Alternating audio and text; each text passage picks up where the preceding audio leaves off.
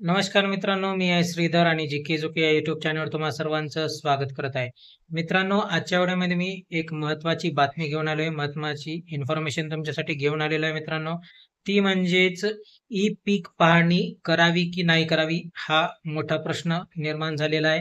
बरेच शेतकरी ई पीक पाहणी करत देखील नाहीत मित्रांनो. परंतु ई पीक पाहणी न केल्याच्या नंतर काय त्याचे दुष्परिणाम होऊ शकतात हे मी आजच्या व्हिडिओमध्ये तुम्हाला सांगणार आहे मित्रांनो.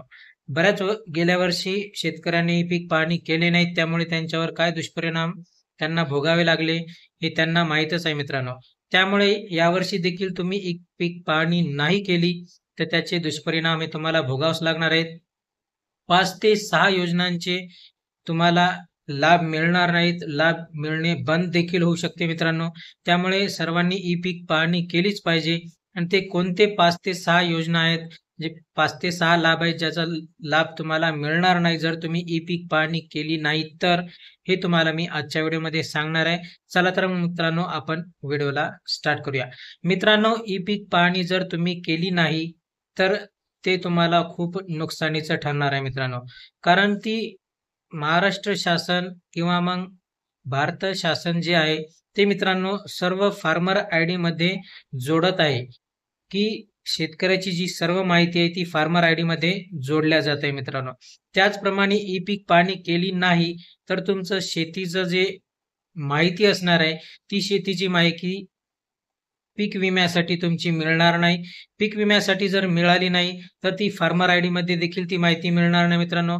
कारण की तुम्ही आताच 1-1.5 महिन्याखाली पाहिली, ज्या लोकांनी फार्मर आयडी काढलेली नाही त्या लोकांना पीक विमा हा भरता जमलेला नाही मित्रांनो.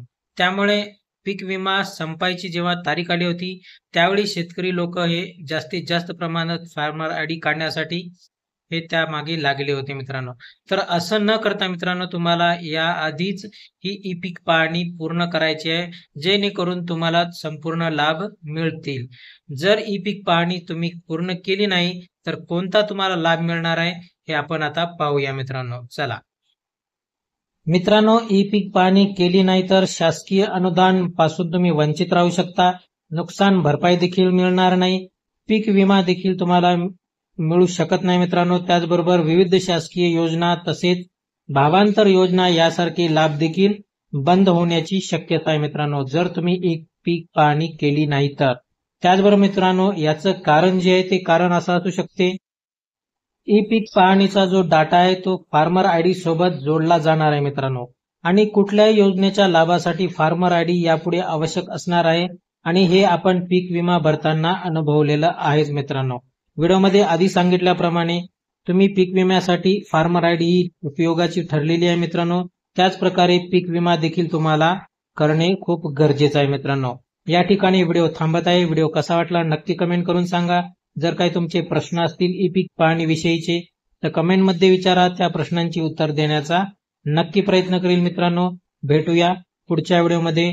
जय हिंद, जय महाराष्ट्र. ई पीक पाहणी केल्याशिवाय थांबू नका.